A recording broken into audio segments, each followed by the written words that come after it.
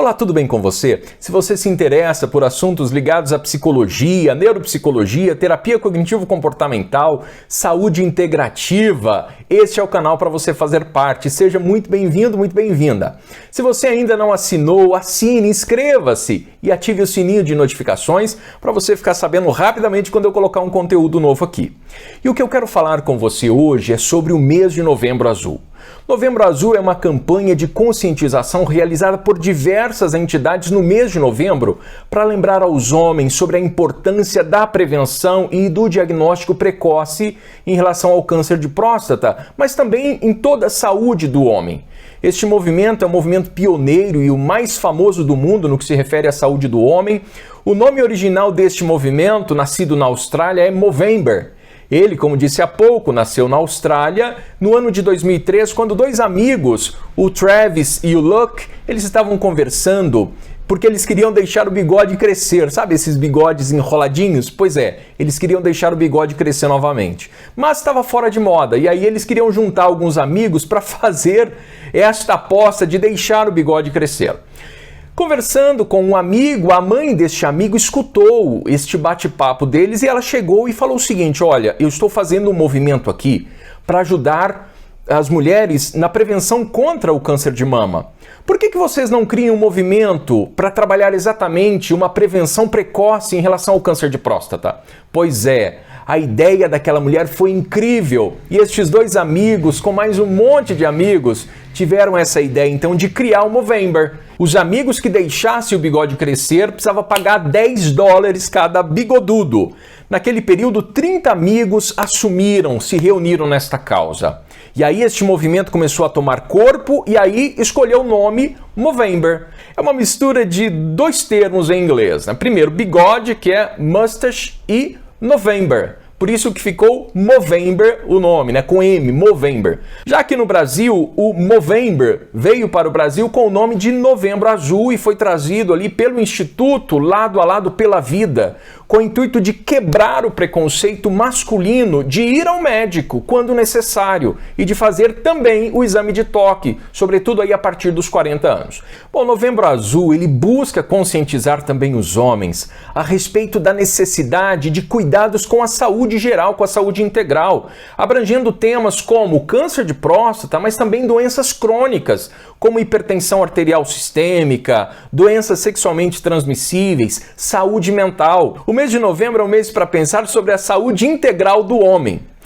Quero saber se vocês conhecem câncer de próstata, se vocês sabem a respeito. Vou fazer um quiz bem rápido, tá bom? Fazendo algumas perguntas e eu gostaria que você fosse pensando aí nas respostas. Primeira pergunta: o câncer de próstata, ele afeta apenas homens mais velhos? Peraí, o câncer de próstata, sim, ele é mais comum com o aumento da idade. No entanto, homens de todas as idades devem ficar atentos aos fatores de riscos pessoais e conversar com o seu médico para a realização de exames que permitam, então, a detecção precoce dessa doença e de tantas outras, óbvio, tá? Então, com o aumento da idade, aumenta sim os riscos, mas, no geral, qualquer homem pode desenvolver câncer de próstata. Segunda pergunta. Imagine que alguém fala o seguinte: bom, não existe histórico de câncer de próstata na minha família, logo minhas chances de ter a doença são mínimas. Será que isso é verdade? Não. Apesar do histórico familiar de câncer de próstata dobrar as chances, sim, para desenvolver a doença, segundo o INCA, 1 a cada 6 homens no Brasil irão desenvolver o câncer de próstata. Então, tendo histórico familiar ou não, você corre o risco. Por isso que você precisa ficar atento. Terceira pergunta.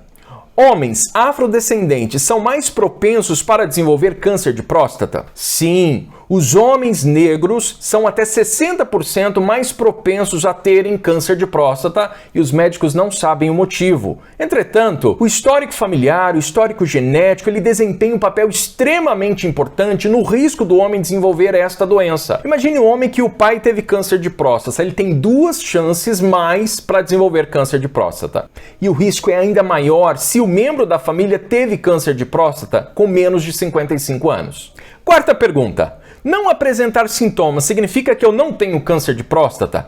Não, o câncer de próstata é um dos cânceres mais assintomáticos, ou seja, nem todos os homens manifestam sintomas da doença. Muitas vezes os sintomas podem ser confundidos ou atribuídos a outras doenças, por isso que é extremamente importante ficar ligado e conversar com o seu médico. Quinta pergunta, o exame PSA diagnostica câncer de próstata? Porque muitas vezes, muitos homens falam o seguinte, não vou fazer o exame de toque, vou pedir para o médico este exame aí que tira o meu sangue para medir o PSA e pronto. Não, os exames de PSA, eles medem apenas os níveis do antígeno prostático, que é uma química específica que a próstata produz e não câncer. O PSA ele é produzido pela próstata em resposta a uma série de alterações que possam estar ocorrendo nesta próstata, incluindo uma infecção, uma inflamação, como a prostatite, ou mesmo um aumento do tamanho da próstata, denominado hiperplasia benigna, né? Que é um aumento que não é maligno, que é benigno, mas sim pode causar muitas dores, mas também pode ser um câncer. Por isso que é importante o exame de PSA, mas também o exame de toque. Sexta pergunta,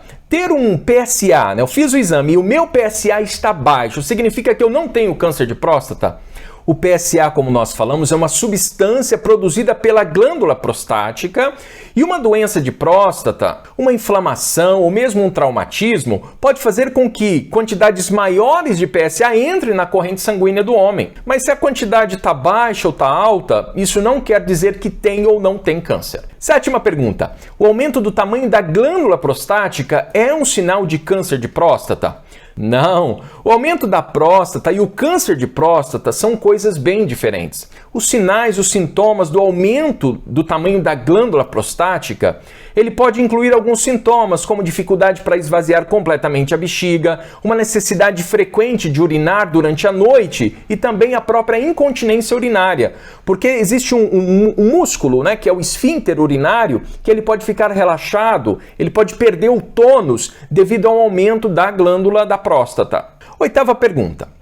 Esse câncer de próstata, ele é de lento crescimento, por isso que eu não preciso de me preocupar, porque ele está crescendo lento mesmo. Existem diferentes tipos de câncer de próstata, alguns crescem muito lentamente, outros são mais agressivos e crescem muito rápido. Por isso que é importante compreender a complexidade da doença que porventura você esteja e não tomar decisões de não tratar. O tratar é sempre muito importante, por isso você deve ir ao médico para exames. Se for descoberto de forma rápida, rapidamente você trata da doença e quanto mais no início, menos efeitos colaterais do tratamento. Nona pergunta, o câncer de próstata, ele é contagioso? Não, o câncer de próstata não é uma doença infecciosa ou contagiosa. Isso significa que não existe nenhuma chance de você transmitir o câncer de próstata para outra pessoa. Não existe esta chance. Décima e última pergunta. O meu pai teve câncer de próstata. Isso significa que eu também vou ter câncer de próstata? Não, mas veja só, se você é homem e teve um parente de primeiro grau, pai ou mesmo irmão com câncer de próstata, as suas chances de ter também câncer de próstata pode duplicar, como nós já falamos. Se houve 2 familiares de primeiro grau com câncer de próstata, esse risco aumenta até 5 vezes, isto é, aumenta muito mais. No entanto, nem todo mundo que tem parente, que tem histórico familiar com câncer de próstata, vai desenvolver câncer de próstata. Bom, vou contar uma coisa para vocês. Eu estava conversando com uma pessoa esses dias, no intervalo ali entre os atendimentos, era o paciente até de um outro psicólogo amigo, e aí ele estava dizendo o seguinte para mim, ele estava falando, olha, eu tenho próstata. E eu falei para ele, que ótimo que você tem próstata, que eu também tenho. Ele falou, como assim que ótimo? Sim, que ótimo! Próstata é uma glândula que todo homem possui, que se localiza na parte baixa do nosso abdômen. Tem 30 e poucos gramas e parece uma maçã. Fica bem abaixo da bexiga, você tem a bexiga e embaixo tem a próstata. E fica bem de frente do reto, né, da parte final do intestino grosso. Por isso que o médico, ao fazer o exame do toque, ele consegue, logo na entrada do ânus, ele consegue sentir a próstata. E se ela tiver com uma textura diferente, porque a textura da próstata é a mesma textura da palma interna da mão, né? Então, se o médico, ao colocar, ao inserir o dedo bem na entrada do ânus e encostar o dedo na próstata e perceber uma rugosidade ou mesmo uma textura diferente, ele vai pedir mais exames e talvez até uma biópsia, Por isso que o exame do toque pode salvar vidas. Vamos parar de preconceito? Alguém pode perguntar, mas para que raio que serve a próstata? A próstata, ela produz a parte mais líquida do sêmen. O que é o sêmen? O sêmen é aquele líquido que contém os espermatozoides, isto é, aquilo que fertiliza. Então, parte daquele líquido que faz com que o sêmen seja ejetado, quem produz parte daquele líquido é a próstata. Dessa forma, então, a próstata ela tem a função de produzir essa secreção fluida para nutrir e para transportar os espermatozoides. E durante a ejaculação, essa vesícula seminal ela se contrai e ajuda a expelir, a enviar o sêmen através dos dutos ejaculadores e passam, inclusive, pela próstata e desemboca na uretra. E a partir disso é impulsionado por um músculo, que eu já falei, o nome é esfíncter urinário, e ele ajuda então a ejacular, a enviar o sêmen para fora. Só para entendermos melhor então, o toque retal, ele detecta esta alteração na textura da próstata, seja endurecimento, algum nódulo que possa inclusive estar relacionado ao câncer de próstata. E o exame de toque então é parte fundamental da avaliação prostática e serve também para auxiliar o médico a decidir qual vai ser a forma de tratamento. E o procedimento é muito rápido, ele dura alguns poucos segundos. E as clínicas e os médicos têm uma preocupação para promover um total conforto na hora deste exame. E é muito simples, como a próstata fica bem de frente ao reto, é possível então o médico tocar a parte superior, detectando então essas alterações, estes nódulos ou endurecimento ou algum tipo de irregularidade. E fica a dica, viu? Este exame deve ser encarado como qualquer outro exame, como tocar em qualquer parte do corpo, como tocar na orelha, como tocar na boca, como tocar em qualquer outra parte do seu corpo.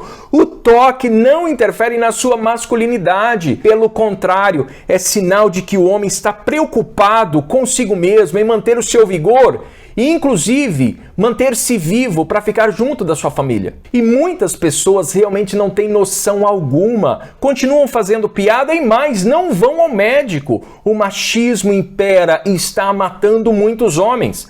Uma pesquisa realizada pelo Datafolha, encomendada em 2017 pela Sociedade Brasileira de Urologia, indica que 21% dos homens acreditam que o exame do toque retal não é coisa de homem. Gente, que babaquice, não tem outro termo para isto. É machismo puro.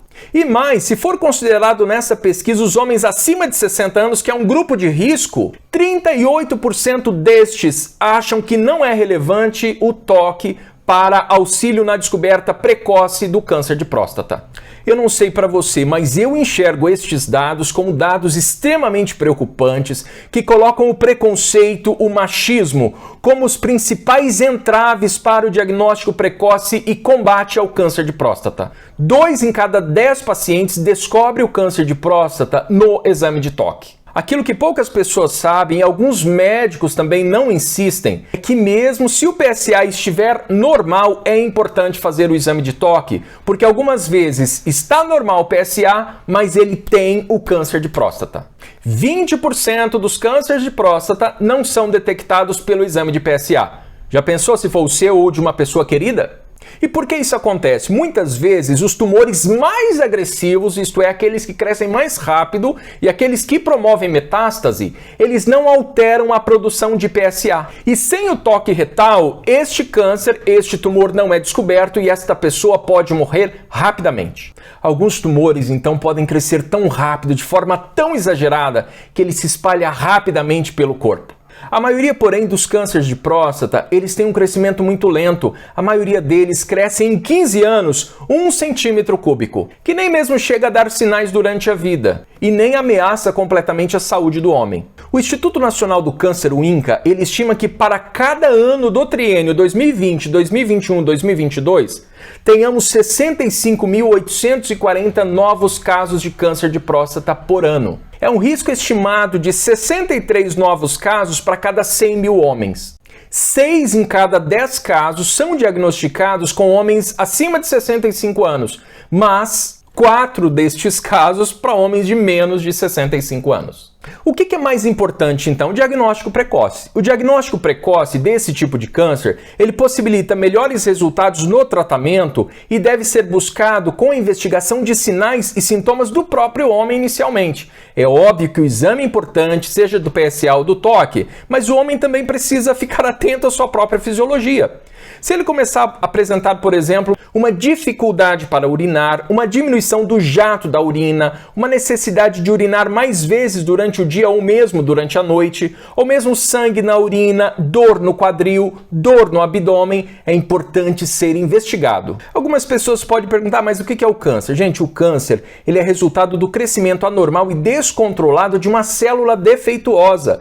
E aí começa a se multiplicar e pode escapar da sua região de origem, inclusive atingindo outros órgãos, outros tecidos, que é o que é chamado de metástase. A renovação celular, a morte de células e o nascimento de outras células é extremamente normal para o corpo humano. Este processo é um processo fundamental, que nasce células e que morrem células. É extremamente vital para a nossa saúde. Cada célula ela tem determinado tempo de vida e ela é então substituída periodicamente por outra célula. O nome dado para a morte de células que é normal é apoptose, então é natural que tenha apoptose. No câncer, porém, as células elas se multiplicam de maneira extremamente exagerada, uma célula defeituosa se multiplica de forma exagerada e não ocorre apoptose. Por isso que as células tumorais só morrem com intervenção medicamentosa ou outra técnica utilizada pelos médicos. Eu fiz um vídeo sobre o câncer de mama, se você não assistiu eu indico assista, vou deixar aqui no card em cima. E neste vídeo eu falei do Linus Pauling, que é um prêmio Nobel de Química de 1954. O Pauling, ele provou a teoria do pH. Segundo ele, o que causa a doença é o meio em que a célula está inserida. E ele chama o nosso corpo de terreno biológico. Segundo o Linus, este terreno biológico ele pode estar saudável ou inflamado. Se o terreno está inflamado, tem doença. Se não está inflamado, tem saúde. Existem várias coisas que podem inflamar o nosso corpo, desde alimentação, estresse e tantas outras coisas. Para o Linus Pauling, se o nosso corpo está inflamado, o pH dele está mais ácido. Eu vou utilizar uma metáfora para ficar bem claro. Imagine um aquário. O aquário tem água, tem o vidro e tem peixes. Imagine que nós somos um aquário, nós somos 74% água. Se a água do nosso corpo estiver com o pH alterado, as células estão num ambiente que não é propício. A mesma coisa o aquário. Se a água do aquário não estiver boa, o que acontece com os peixes? Eles morrem. Se no nosso corpo o pH da água não estiver equilibrado, as nossas células podem se alterar. E se alterando, pode sim desenvolver um tumor. O que é o pH? O pH é o potencial de hidrogênio. Se ele estiver desequilibrado, é igual à morte. Se ele estiver equilibrado, é igual à vida. E o que pode promover um pH desregulado gerando doenças? Primeira coisa, alimentação desregulada, com muita gordura e muito carboidrato. Segundo, insônia, estresse, má alimentação no geral, falta de atividade física. Tudo isso gera um ambiente que é um ambiente propício para o pH desregulado. Aí você pode estar perguntando, bom, mas é comum assim o câncer de próstata? Sim, o câncer de próstata é extremamente comum. Depois do câncer de pele, ele é o tumor maligno que mais acomete os homens, representando cerca de 10% de todos os cânceres malignos diagnosticados no mundo inteiro. Para ir concluindo este vídeo, eu quero falar um pouco mais sobre os fatores de riscos. Primeiro, ter uma próstata. Segundo, idade. Quanto mais idade, aumenta as chances de desenvolver câncer de próstata. Terceiro, histórico familiar. Quarto, obesidade. Quinto, dieta. E sexto, etnia. Como nós falamos, homens negros têm cerca de 60% mais chances para desenvolver câncer de próstata. E a pergunta mais importante é o que eu posso fazer para ter menos riscos de desenvolver um câncer de próstata? Sobretudo se eu estou neste grupo de risco. Primeira dica, ter uma alimentação saudável. Descasque mais e desembrulhe menos. Segunda dica, manter o peso adequado do corpo. Terceira dica, praticar atividade física. Quarta dica, não fumar. Quinta dica, evitar consumo de bebida alcoólica em exagero. E o que mais podemos fazer? Existe um estudo extremamente recente denominado epigenética. O que é epigenética? Imagine que dentro de cada célula existe uma espécie de máquina biológica que transforma o nosso DNA em proteínas que são necessárias para um funcionamento adequado dos processos vitais. Bom, imagine que nesta máquina, gente, metaforicamente falando, tá? Nesta máquina tem interruptores químicos ligados ao DNA. Estes interruptores, eles ativam ou desativam os genes, informando então a máquina quanto e quais proteínas devem ser produzidas. E é por conta destes interruptores chamados marcas epigenéticas que as células dos rins, por exemplo, elas podem agir de uma forma diferente do que as células nervosas ou as células da pele, mesmo tendo o mesmo DNA. Nós temos uma máquina que ela vai gerindo, vai gestando as necessidades corporais.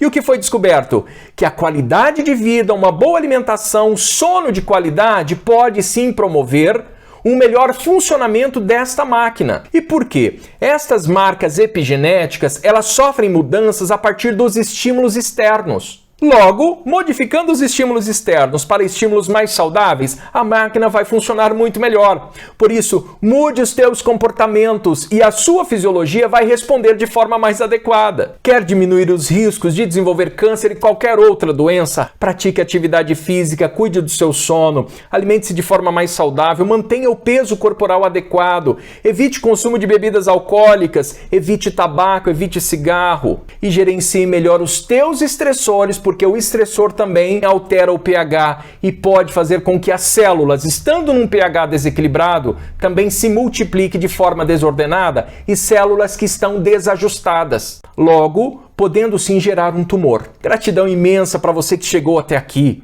E do fundo do meu coração eu quero fazer um pedido. Vamos disseminar este conteúdo. Vamos fazer com que todas essas informações cheguem para pessoas que realmente precisam. Se você ainda não se inscreveu, inscreva-se neste canal, ative o sininho de notificações, compartilhe este vídeo nos grupos de WhatsApp da família, da empresa, para que essas informações sejam disseminadas, deixar o machismo de lado e pensar na saúde. Gratidão imensa porque você ficou comigo até aqui e até uma próxima oportunidade.